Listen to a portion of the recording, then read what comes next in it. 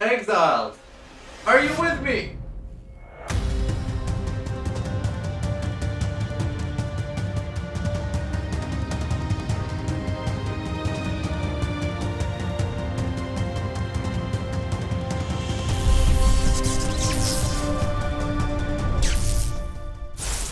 Hi, Zizaran here with another build week, and this is Occultist Plaguebearer that we did as a play with me, and this is very similar, or literally the build that I've been racing with in like the Havoc Blast, where we got the rank 1, and the build is insane, but what I wanted to do was use a Crest of Desire, which is a really cool helmet, and what it does is plus 8 level of Socket of Gems, 50% quality, and Socket of Skills deal double damage. Sadly, we can't take use of Socket of Damage dealing double damage, but really cool. So here we're in game, and I'll just do a quick like run over my gear. I have an AoE obliteration. Obviously, I want as much AoE as possible. That's the idea, right? Do the racing build, but as Giga Chat as possible. Well, not as possible because I didn't want to spend that much exalt, but reasonably priced Giga Chat as possible. So 15 in AoE on this one. It wasn't able to get a second one because we're not for sale on hardcore, but that would have been fun to get more of. We have the Crest of Desire and the enchant Plaguebearer deals damage based on additional value. We have a Carcass Jack, it's 5 link, that doesn't even like really matter. And then my Amulet is just +1 dex levels. Let's see if we have a cool map we can just run here real quick. Just show it in action. Just a random resist ring. They're like pretty trash gear for the rest of it. Really good boots, but not really good for my build. They're basically life and rest for my build because I'm not using the avoid elements, but these are really nice boots. Random ass belt, and we're using a worm sign. This is to give me it gives me conk effect on spell cascade, sorry, on bladefall, and on top of that it gives me rampage, which is really nice for clearing. Now this is definitely a softcore build. It's like literally like strapping yourself to a rocket, lighting it on fire, and screaming, "This is fine!" On top of that, I have loads of like global poison effect that assassins usually have an easy time of getting. I have 90% global. It was like a bit of a hard time to get that. I had to use the Divergent Herald of Agony, and more like generic nodes as well. The reason I want that is that I want the poison to happen from the explosion as well. So normally when I play this in a race, it wasn't that easy. It wasn't that easy to actually get like max stacks. Like you see I got there in one Blade Blast. Because in the race, I didn't have the high global chance. And yeah, now you can see it is like literally like insta clearing these, right? It's very fast, and it is mostly Plaguebearer and the explosions doing all the work. The reason we are occultist and not assassin is just for even more explosions. So you see when I turn it on now, I can just run around and rares are literally vaporizing. Obviously this is a low map, but I'm only level 78 as well. So crazy damage on the Plaguebearer right now. And since I have so much global poison chance, it instantly gets back up too.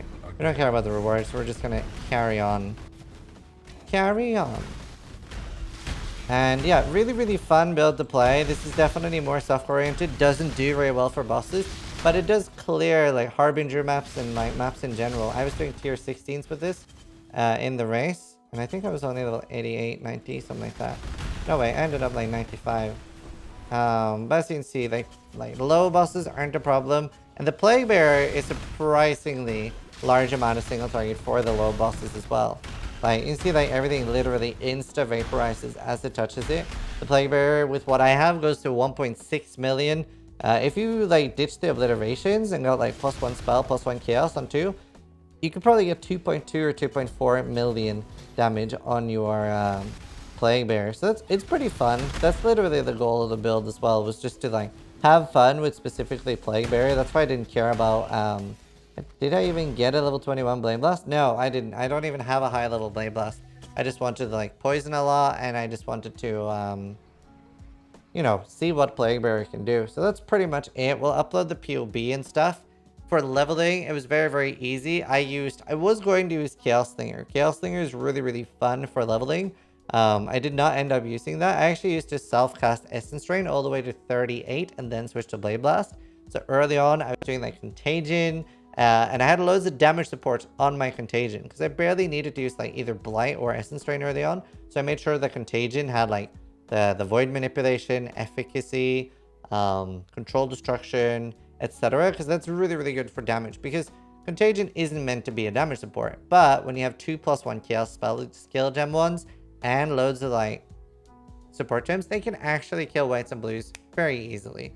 Especially when you get some damage on the tree. I also in the start went like pretty far left and grabbed Dark Arts just to go faster. So it took me like 3 hours to collect Ankitava. Very, very fast build. And at 38 we respect to Blade Blast. Maybe it was like 40. But it was like around the Chamber of Innocence area. And then you have like, you really want to do the respect, get rid of the left side. And you want to make sure they have Fatal Toxins. So that you have a 100% chance to poison at least on your Blade Blast. And again, like if you can get a Divergent Herald of Agni, this is very, very big because this gives you 20% additional chance to poison. So you're getting 40% chance to poison. And the reason why it's actually not bad getting higher poison chance than you need to on this build, and Assassin gets loads of global poison, which is why Assassin is an even better build than this because it does bosses so easily too. But it's because like Bladefall gets a high chance to poison them, and the Occultist Explosion and the Obliterations. So it's just really, really nice. Other than that, it's a very, very squishy build. You do get endurance charges from overcharged and clearing fast, and you get life on kill, but very, very squishy. I don't have life on my helmet. I don't have as much life on all the other pieces. My amulet is garbage. It's literally just +1 dex gems, right? So not that good gear, but very, very squishy. It can do a lot on softcore. I would never take it against things like Uber Elder, Conquerors, etc. It wouldn't really do well for that. It's just a fun clearing build. And honestly, for me, this was just an excuse for me to use Crest of Desire, which is a bit like a bee helmet. A little bit weird. But yeah, I just wanted to use that. It's fun. And I hope you guys enjoyed it. And it turned out pretty fun. There wasn't much to do. I would say I could have gone Uber Lab for even more single target. But I have so much damage anyway. And Chaos Rest would have been nice. But yeah, that's pretty much it. It's not really a build that scales insanely well. It is nice for pushing like even level 100. Because since you are like acrobatics, space acrobatics, you don't necessarily need to die even into your 16s. I did die quite a bit on the Havoc Blast run with this build. But that was also like really, really competitive in a race with no gear at all. And no availability to buy any. So pretty fun build though. And hope you guys are enjoying build week. Thanks so much for all the support. And yeah, as always, sub if you like the video, but more importantly, try to die less than I do.